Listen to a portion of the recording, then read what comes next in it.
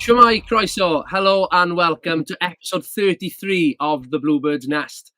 Delighted to be joined by our first player guest of the season, a man that seems to have seamlessly become part of the club's furniture since his relatively recent arrival. Captain Luke Tabone. Luke, welcome to the Nest. Thank you for having me today. Thank you.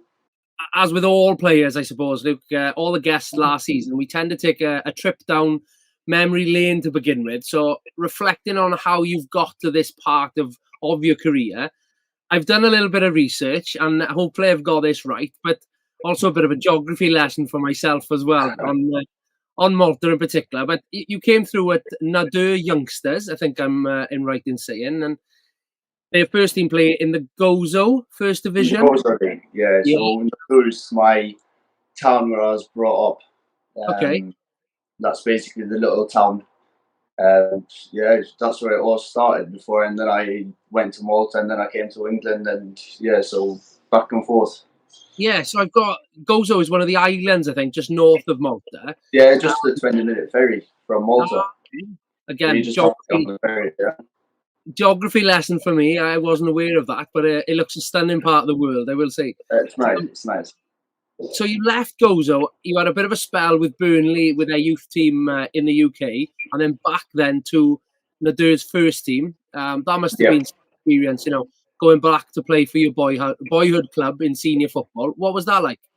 Yeah, well, obviously when I was in the UK, it was more like under 21s, under 18s, under 23s. I had spells at Southport for under 23s as well.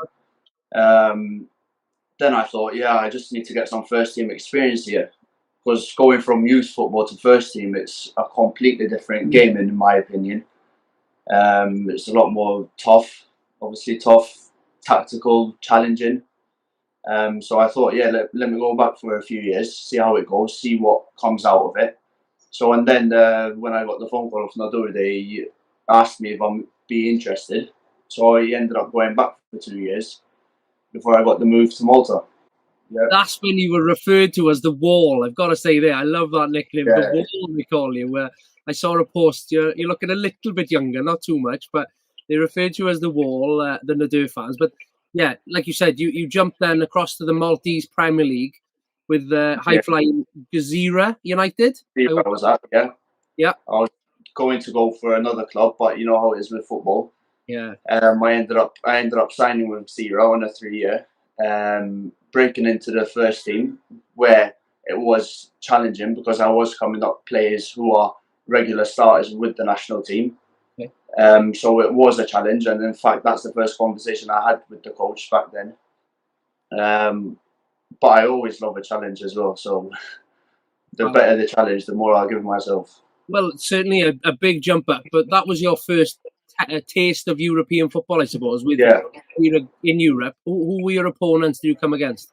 So we had Rijeka, the ones we could have faced this season ourselves here. We had Rijeka, we had Wolfsberger from Austria, we had Radnički, Serbia, which are top 3 in Serbia. I played the full game against Radnički as well, and Wolfsberg, and we've always managed to get through to the second, third round in Europe. It's a completely different game, European football is tough. You were used to winning first round qualifiers then this summer. That's when we first crossed paths in the airport, wasn't it? On the way to the Tos Proeski Arena. We also played in Skędzija, in Skopje. This is my seamless way in to mention the shirt I'm wearing.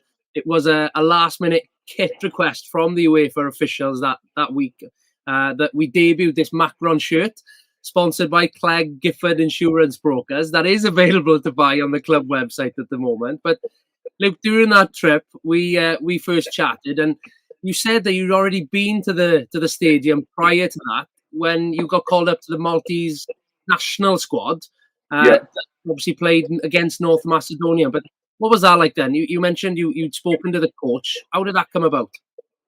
Well, again, I wasn't, when I moved to Malta, when I moved into the League of Malta, I wasn't actually part of the national team squad yet. And that was my aim, is to break into the first team of the team I was playing at and to get into the national team. Then I ended up getting a call up against Italy and Macedonia, and that's where I first went away with them. And we had gone to Macedonia, a few weeks before. Haverford went to play there. Yeah, incredible. But you must have, still a burning desire to, having experienced that, getting in the squad. You must be keen for more national call-ups. Yeah, of course. That's the aim. That's the aim. There's a couple more coming up now in October and November. Fingers crossed.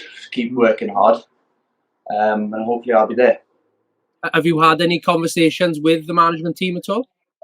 Not really, because there's just been a call up then.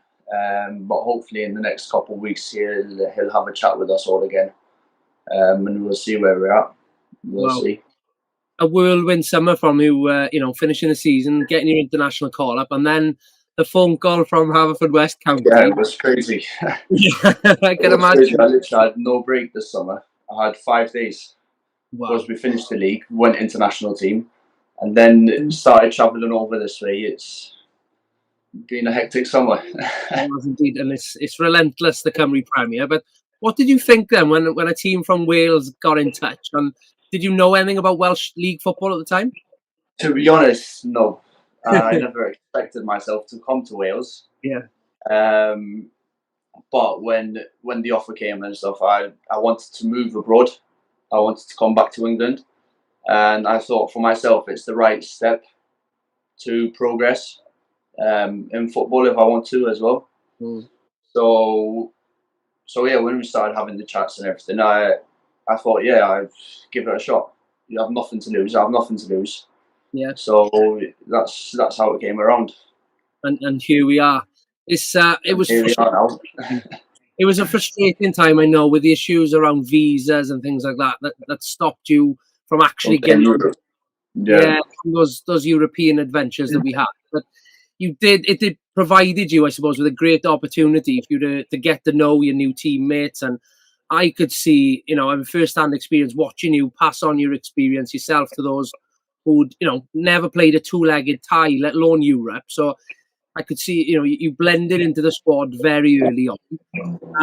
You obviously spoke to Tom on the social media channels after your Cymru Premier debut about having the armband, which, in the first competitive game for the club, you were handed the captaincy, obviously with Dylan and Jazz and Ricky unavailable as well. How was it feeling? You've played 6 times. You've been in the league's team of the week once. How are you finding your role as one of the leaders in the dressing room?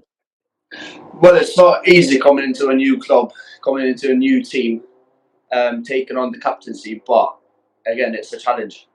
We've not had the best start, I'd say, but I think we've got a very good dressing room. Like, the team's hungry to achieve, and I want to get into Europe again. So I presume the whole team wants to get into Europe again, and experience the European scene again for next season. So it's obviously we've not had the best start this season, but we're still early into the season. We're very early into the season, and it's better to come now than later on in the season, so we can fix on things. And yeah, that's how it's been. And obviously, with me being captain right now, since Jazz is injured and Dylan, who's out for the season, I try and help the young ones, because again, I'm one of the oldest now in the team right now. Until Watsy comes back. And yeah, so you just try to help the young ones to improve themselves and improve the game and how they can better the team. And so yeah, it's just having chats with everyone. Amazing. Off the pitch. What about the league then? How are you finding the Cymru Premier? Because often new players coming into the league. I spoke with Zach last year, and said, what's the difference between the New Zealand leagues and things like that? So any similarities or real differences to the Maltese Premier League? I'd just say it's a lot more physical. So they love a challenge here, which who doesn't, but here it's just more physical in my opinion. With Malta, you have a lot of experienced players coming from abroad as well, who have been at different clubs and different levels. So that's where I say the difference is. I'd say it's, well, to be honest, it's in my opinion, it's just more physical. Okay. No, and you're not the first to say that. It is a more physical league. It can be quite brutal at times, but it's like I said, you've already featured in that team of the week, and you're finding your feet fast, and boys are gelling because you look at it. There's a lot of new recruits come into the squad over the summer, and like you said, Europe's a completely different beast to the Cymru Premier. So keep that going.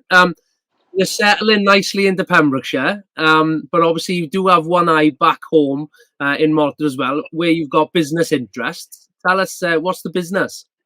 So I've got a personal shopping where I bring in like designer wear, clothing wear, shoes, all Jordans, Yeezys, all these kinds of stuff. The fashion wear basically. I've got a shop back in Malta now. Overseas shipping? Well. Can things get everywhere? I've got a website, SourceMT. SourceMT, okay. SourceMT it's all the stock right now is in Malta, but I am working on things to hopefully start bringing some more stuff to the UK. I love it. Just as a strange market, it's everything with business, to be fair. Okay, brilliant. Well, how you handle it? Hopefully, plans for a Pembrokeshire branch then in the future. We'll see what comes about. Who knows? Who knows? The link for SourceMT then on the screen, as you can see now. Please feel free, scan the QR code and visit Luke's shop that is currently based in Malta, but will hopefully soon be have a Welsh branch. Right, nearly at a close then. It's just this weekend's fixture to remind you about. An away tie against league champions and league leaders TNS this Saturday. Kick-off is at 2:30 in Mid-Wales.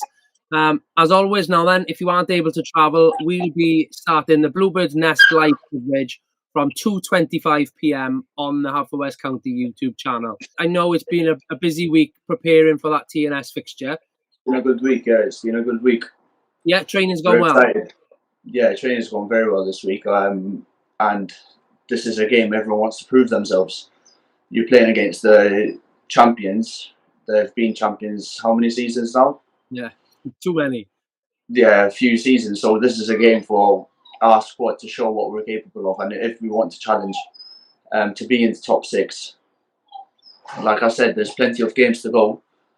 But yeah, it's a big game this weekend for us as a team.